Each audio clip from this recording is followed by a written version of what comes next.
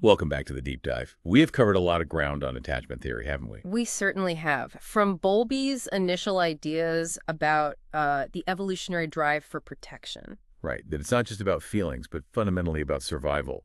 And those internal working models, the sort of blueprints for relationship. Exactly. And then Ainsworth, her, amazing work with the strange situation. Identifying those patterns, secure, avoidant, resistant. Oh, later disorganized, yeah. And the huge emphasis on parental sensitivity, Hmm. but also that key idea attachment is dyadic. It's the dance, not just the dancer. Absolutely crucial. Mm. And we saw how these early patterns carried through those IWMs, well, they echo into adult life, influencing relationships, mental health, even things like relationship status. We looked at intergenerational transmission too, how patterns can repeat, but it's complex, right? Not simple inheritance. There's that transmission gap. And the balance shifting between genes and environment as development unfolds, yeah. Plus, the idea that attachment isn't, set in stone in infancy, right? That was a good one. Stability is modest, life events matter, caregiving can change things, attachment can shift. And we connected early attachment to socio-emotional development security, generally linking to better social skills, fewer problems later on. While specific insecure types maybe predict different kinds of difficulties. And finally, those links between adult attachment and mental health, depression, anxiety, loneliness, those IWMs are still very relevant in adulthood. Definitely. So we have this really rich foundational understanding, but today... Well, today we're diving into something that takes all of that and reinterprets it, Yeah. expands it in a really significant way. Yeah, it sounds like a genuinely fresh lens, especially for thinking about maybe the tougher ends of adaptation, psychopathology even. Precisely. We're ready to introduce the Dynamic-Maturational model, the DMM. Okay. And the driving force behind this model is Dr. Patricia Crittenden. That's right, Dr. Patricia Crittenden. Now, she has a fascinating background. She was a direct student of Mary Ainsworth. Okay, so direct lineage there. Yes, and clear intellectual links to Bowlby and also to Mary Main, who developed the adult attachment interview. So she's deeply rooted in the core tradition. But her perspective is quite distinctive, you said. It's not just a continuation. Not at all. What really shapes her unique contribution, I think, is her incredibly extensive work with clinicians and directly with people across a huge range of cultures. Ah, so real-world diverse experience. Massively so. She talks about spending weeks immersed in different cultures, sometimes being the only American there, really trying to understand things from the inside. It wasn't just academic theorizing. It was grounded in observing human adaptation in, well, all its varied forms globally. That sounds like it would inevitably lead to a different kind of perspective than one developed primarily in, say, a Western university lab. It absolutely did. And that global clinical experience profoundly informs the DMM. So the DMM, the dynamic maturational model of attachment and adaptation, how does it position itself? Is it just adding layers, or is it fundamentally rethinking things? It's much closer to a fundamental reinterpretation. Crittenden frames it as a model specifically designed to understand how people adapt to varying contexts of danger across the entire lifespan. Okay, danger, not just, say, caregiver sensitivity or security. Yeah. And lifespan, not just infancy. Exactly. Those are key shifts right there. It's about survival and adaptation in the face of threat, from birth through old age. It moves beyond many existing concepts, especially around what attachment is actually for. That word danger really jumps out because, like we recapped, so much of the conversation often revolves around security. How does the DMM handle that? Does it dismiss security? It doesn't dismiss it, but it fundamentally reframes its importance. This is probably one of the most striking distinctions of the DMM. Its core focus is on danger and protection, not primarily security. So what's the starting point then? Crittenden's absolute central idea, her starting point is this. Attachment functions to promote survival by protecting and comforting the person when there is danger. Okay, protection and comfort when there is danger. Yes. And she sees this as a really profound departure from where much of American attachment theory ended up, which she feels became, well, overly focused on security as the main goal. So what's her specific critique of that intense focus on security? Because, we tend to think of security as the gold standard, the ideal outcome. Well, her view is quite provocative, actually. She states it very directly. Attachment is not about security. It is about surviving danger. Wow, okay, that's blunt. It is, and she drives it home even further, adding something like, everybody survives security, no trick to it, the patently crazy survive it. Right. So her point is that security is easy. Yeah. Or maybe not the main evolutionary challenge. Exactly. Focusing only on achieving security misses the fundamental point, the evolutionary raison d'etre of the attachment system, which is to navigate and survive threat. Security is maybe the outcome in a safe environment, but the system is designed for danger. That really turns things on their head. Yeah. But you mentioned Bowlby. Surely he understood this danger aspect. His early work seems rooted in it. Oh, absolutely. Crittenden is very clear that Bowlby knew this. She often references his original papers, the kids evacuated in wartime London, separated from parents, facing real danger, and his work with juvenile delinquents, linking their behavior problems to early separations and loss. Yeah, those foundational studies were about trauma and protection, not cozy nurseries. Precisely. Bowlby's initial framework was absolutely built around protection from danger. That was the core function. So if Bowlby started there, how did the field, or at least a significant part of it, shift so heavily towards security as the main theme? That's Crittenden's critique. She argues that, particularly in the U.S., most of attachment work has fallen in love with security and dumped everything else in the bad category. Meaning anything not fitting the secure pattern was just seen as maladaptive, deficient. Essentially, yes. A kind of binary thinking: secure is good, everything else, avoidant, resistant, disorganized, is bad or problematic. She feels this misses the adaptive function of those other strategies within specific, often dangerous, contexts. It's too simplistic. Okay, so the DMM then isn't just about labeling patterns as good or bad. It's about understanding what people do when they feel endangered. Exactly. She describes her work as being about all the things that we do when we're endangered, and she emphasizes how stunningly competent even our infants are at figuring out what you need to do to stay safe here. Safe here, meaning in this specific family, this culture, with these specific challenges. In this family where I was born with these parents who live in this culture facing these problems right now and the other problems that the culture knows about historically, it's incredibly context specific. It highlights this innate human capacity, even in babies, to figure out, okay, what works here to keep me safe? It's a testament to adaptive intelligence. That is a very different way of looking at it. Less judgmental, maybe, more focused on function. I think so. Yeah. And that leads directly to another core idea, shifting from Ainsworth's patterns ABC to what Crittenden calls self-protective strategies. Okay, patterns versus strategies. What's the significance of that language change? It completely changes the frame. Patterns sounds a bit fixed, maybe inherent. Strategies implies something active, something developed for a purpose. A purpose related to protection, presumably. Exactly. The guiding principle in the DMM becomes, if it protects you, it's the right strategy. Wow. Okay, so it's not about whether it looks like the secure ideal. No. It's about whether it works, whether it's adaptive in that specific context of danger. The question shifts from, is this secure, to, does this strategy, however it looks, actually help this person survive and cope in their reality? That implies that a strategy we might label insecure in one context could actually be highly adaptive, even necessary in another. Precisely. It moves away from universal judgments towards understanding context-specific functionality. And these strategies, they aren't just set in infancy, are they? The model is dynamic-maturational. Right. That's key. They evolve. Crittenden says infants and children repeatedly refine their understanding of how to stay safe as their mind matures. So as cognitive abilities grow, as they experience more. And makes it possible for them to use more of the information that is around them. It's a continuous process of updating and optimizing these strategies throughout development. They aren't static blueprints. Okay, so if organizing these protective strategies is the goal, how does the brain actually do it? What kind of information does it use? You mentioned using more information as the mind matures. Right. The DMM identifies 3 core types of information the brain uses to figure out danger and organize protection. The first is somatic information. Somatic. Right. So bodily sensations. Exactly. It's the raw data from your body. That feeling in your stomach, shaky hands, your heart rate, general arousal level, feeling amped up or shut down. It can even be a deep physical sense of hope or, conversely, hopelessness. Your body's immediate feedback. That gut feeling, or maybe that feeling of dissociation where you don't feel much at all. Precisely. And critically, she argues that strong somatic information will override everything else. Meaning if you're in absolute panic or totally numb, that overwhelming bodily signal takes over. It blocks out other inputs, makes it hard to think clearly or process anything else. But if that somatic arousal is in a more moderate to balanced range, then the brain can effectively integrate other kinds of information too. That makes intuitive sense.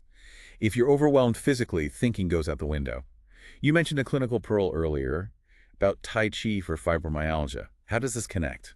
It connects very directly. Fibromyalgia often involves chronic high internal arousal, pain, distress, intense somatic information. Tai Chi is generally calming. It uses slow movement, breath control to lower that arousal. Whereas aerobic exercise might pump you up more. Right. So the DMM perspective suggests that if you're already overloaded with intense somatic signals, adding more arousal via aerobic exercise might push you further into that override state. What you might need is something like Tai Chi to calm the system, bring the somatic information back into a range where it's manageable and doesn't dominate everything else.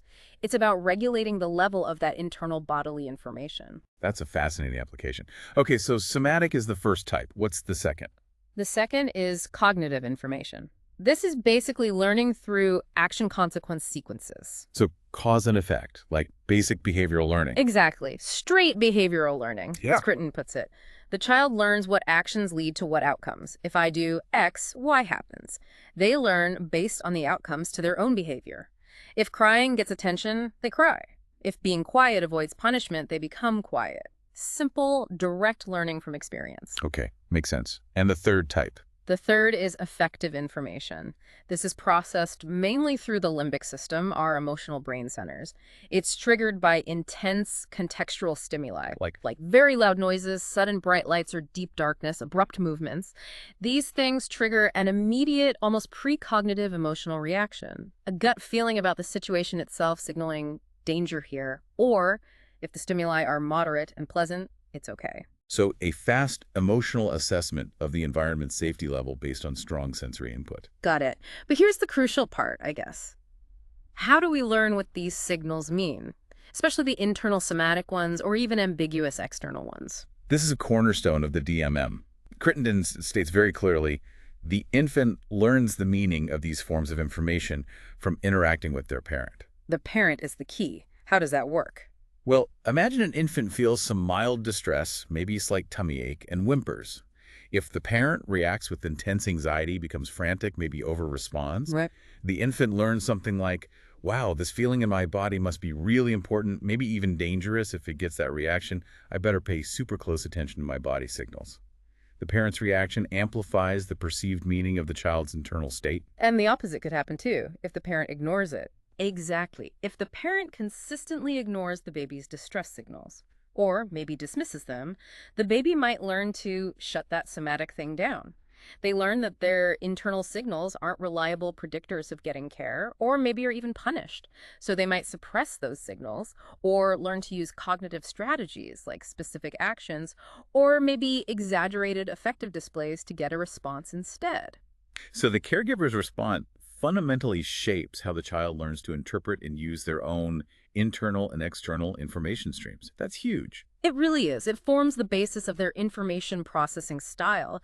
But then there's another layer of complexity. The idea that not all information predicts what it appears to predict. This leads to the concept of information transformation. Information transformation, what does that mean? Things aren't always what they seem. Precisely. Appearances can be deceiving. Crittenden gives examples. You can be very aroused and there is no threat. Maybe you're just excited. The room can be very dark and it is not dangerous. Maybe it's just nighttime. Or, crucially, your mother can be smiling and she is angry. Oof. Yeah, that happens. So, raw information arousal, darkness, a smile, isn't always a reliable predictor of safety or danger. Therefore, the brain has to learn to transform that information, to interpret it, filter it, put it in context, so that it will predict accurately when there is danger and when there isn't danger. You have to learn what signals to trust, what signals to discount, what signals mean something different than they appear to mean. And infants are learning this. It seems incredibly sophisticated. It is, and she argues they start learning this incredibly early, even in the first month of life. They might learn basic transformations like, don't trust your mother's smile if that smile is consistently paired with harsh handling or angry tones, or ignore what your body is telling you if somatic complaints are always dismissed. It's almost like learning a set of rules for decoding your specific reality. Exactly. And does this ability to transform information get more complex over time? Yes, absolutely. That's central to the maturational aspect. Infant brains use simple information and they create simple strategies. Their transformations are rudimentary, but functional for their stage. But as they grow, More mature brains transform information in more ways, and they make better predictions, and they organize more elegant, protective behavior. The strategies become more complex, more nuanced, integrating more types of information and more sophisticated transformations as cognitive abilities develop. It's a lifelong refinement process. This whole focus on information processing, interpretation, strategy refinement, it's really underlined something we touched on earlier, and that the DMM seems to champion. Attachment is fundamentally dyadic. absolutely. It's not just reinforced in the DMM. Crittenden makes it a central, non-negotiable pillar. She defines attachment explicitly as a dyadic characteristic. Connecting the caregiver and the child. Yes, connecting an attachment figure with an attached person. And she emphasizes that attachment is the process between two people that makes the younger, weaker, more vulnerable one more safe and comfortable when there is threat. The focus is on the process, the interaction, the co-regulation within that specific relationship. Which sounds, again, like a direct counterpoint to approaches that might focus solely on the child's behavior or the adult's state of mind in isolation. It is a direct critique. She explicitly states her view that American attachment theory has treated attachment as a characteristic of the infant, or sometimes just the adult. Like coding only the baby in the strange situation, or only the adult in the AAI, without looking at the dynamic between them. Exactly. She argues this misses the essential relational nature of the phenomenon. You can't understand attachment fully by looking at just one partner in the dance. But didn't Ainsworth herself look at both? I mean, in her original work. She did. Crittenden often points this out. Ainsworth's original method, especially before video was common, involved intense observation of both mother and infant. And crucially, when Ainsworth first grouped her findings, she sorted them into dyads, mothers, and babies. Ah, so the dyadic focus was there from the start, conceptually. It was. The DMM brings that back to the forefront and really builds the entire model around that relational process, extending it across the whole lifespan. Which brings us neatly to another key DMM idea, developmental change. We know attachment isn't fixed, but how does DMM explain how strategies change over time? Well, first, Crittenden argues that Ainsworth's original ABC infant patterns, while revolutionary, just won't cut it across the lifespan. Human development gets far too complex. They're too simple for older children or adults. Right, because the brain itself changes dramatically. She emphasizes that while the infant brain is incredibly capable, it is going to go through several periods of neurological change that are genetically programmed. Brain maturation opens up new possibilities. Precisely. These maturational leaps allow for the organization of more complex strategies. A preschooler can manage information and relationships differently than an infant, a school-age child differently again, an adolescent even more so, and so on. The developing brain architecture expands the toolkit for adaptation. And parents continue to be part of this developmental story. It's not just neurological maturation. Oh, absolutely. The dyadic interaction continues to shape things. Crittenden notes that parents differ in their ability to protect and comfort children, obviously, but also, crucially, parents differ in the meanings they assign to information. So how a parent interprets and responds to a teenager's behavior, for instance, will still influence that teenager's strategies. Exactly. These ongoing differences in parental behavior and interpretation continue to shape and refine the child's, adolescence, or even young adults' self-protective strategies long after infancy. It remains a dynamic, interactive process. Okay, now this feels like we're circling towards maybe the most unique aspect of the DMM, stemming from Dr. Crittenden's background. Right. The emphasis on cultural context. Yes, this is hugely important in the DMM and really sets it apart. Her extensive work in many different cultures is foundational here. You mentioned she'd analyzed thousands of AAIs from all over the world. Yes, she talks about reading and classifying some 10,000 AAIs from about 20 different countries, plus that deep immersion, spending weeks in cultures as the only American there. This wasn't superficial tourism, it was deep clinical and observational work. What did she learn from that? You mentioned her initial, these people are crazy reaction. Right. She's quite open about that initial culture shock. But through sustained engagement, she came to understand that the strategy that is dominant in each culture represents the best solution to the problems that historically these people have experienced. Wow. So cultural norms around relating and parenting aren't arbitrary. They're evolved solutions. They're seen as highly adaptive responses to the specific long-term dangers and challenges faced by that group, What looks crazy from one cultural perspective might be the key to survival in another. So adaptation in the DMM isn't about fitting a universal mold, but fitting your specific context. Exactly. Adaptation means fitting into contexts that vary in the severity and type of danger that the child experiences.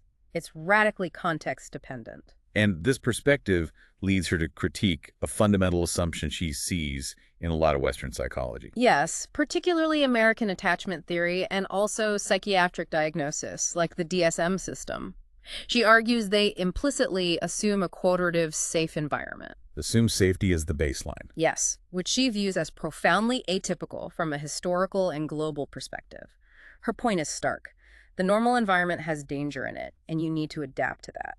So our psychological models might be based on an unusual period of safety, not the human norm. That's her argument. She points to the post-World War II era, suggesting that Western democracies have lived in the safest half-century that humans have ever experienced. It's an anomaly. And yet we seem obsessed with danger in the media. Right. She finds that fascinating. Our news is filled with danger. She suggests people in safe societies almost crave information about danger because we live so safely and we know there has to be danger out there, and our brains are evolved to hunt for it, a kind of mismatch between our evolved psychology and our current environment. That's a really interesting thought. And connecting societal factors to protection, she also brings up some potentially controversial data about marriage. Yes, she discusses what she herself labels politically incorrect data regarding family structure and stability, specifically marriage. Okay, tread carefully here. What's the point she's making? Reporting on the data available to her, she notes research showing a huge difference in family stability, maybe a factor of 7 or 8 times in security and stability when parents are formally married versus cohabiting partners, and that this correlates with better outcomes for children as a group, long term. And her interpretation of why that might be. Her interpretation connects it to the idea of commitment and social scaffolding. She argues that stability lies in a promise that you make to someone in front of a community. This public commitment, she suggests, creates a more stable, protective structure, and this structure is particularly vital as a protective factor out of the middle class, where external stressors may be higher and resources fewer. It's an observation about the potential protective function of certain social structures in mitigating danger and promoting stability for children. So it's framed as an observation about how certain societal structures can enhance stability, which functions as a protective factor, especially under stress. Exactly. It's linking social structures back to the core theme of protection from danger. And regardless of the specific cultural context or family structure, the core DMM idea is that individuals are constantly adapting. Right, it's that ongoing refinement. Yes, infants and the preschoolers they become, and the school-age children and the adolescents, they repeatedly refine their understanding of how to stay safe in this family, in this setting, in this culture. Learning, constantly integrating new information. As their mind matures and makes it possible for them to use more of the information that is around them. This includes absorbing unconscious cultural knowledge about danger and safety, alongside their own lived experiences, leading to ever more sophisticated strategies throughout life. Okay, this has been a huge amount to take in, a really different perspective. What are the big implications then, particularly for, say, therapists or clinicians? Is there a key takeaway for practice? There's a very strong one. Crittenden emphasizes that because attachment is dyadic and therapy involves forming a new attachment relationship, a therapist needs to know what they bring to the attachment relationship, which is psychotherapy. Know what they bring, meaning their own patterns. Exactly. She sees the therapist as becoming the transitional attachment figure for the person they're working with.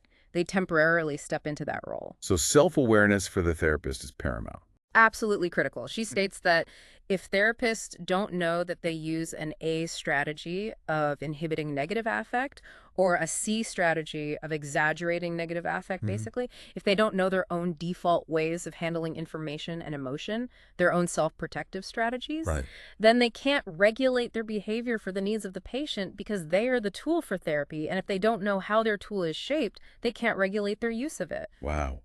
The therapist is the tool. Yeah. So understanding your own shaping, your own strategies, is fundamental to using yourself effectively and safely in the therapeutic relationship. Precisely. It's a profound call for therapists' self-knowledge grounded directly in the DMM framework. Okay, so let's try and summarize this introduction to the DMM. It's a major reinterpretation, shifting the focus decisively from security to danger and protection. Right. And it views all behaviors, even those traditionally labeled insecure, as potentially adaptive self-protective strategies developed to function within specific contexts. We saw the critical role of information processing, drawing on somatic, cognitive, and affective information, and the need to transform that information to accurately predict real danger. And the unwavering emphasis on attachment as fundamentally dyadic, it's the process between people.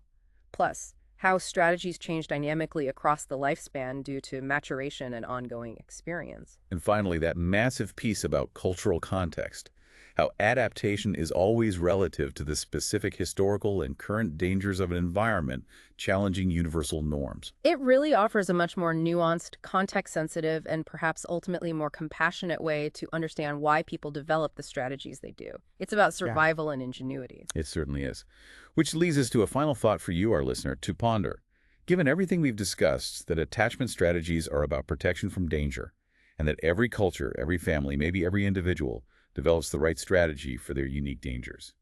What might that suggest about how you view your own ways of coping? Or maybe how you view the coping strategies of people around you, especially when things get tough. Does it shift your perspective at all? Something to think about. How our strategies, even the ones that cause us trouble sometimes, might have originated as brilliant solutions to past dangers. A powerful reframe. Indeed.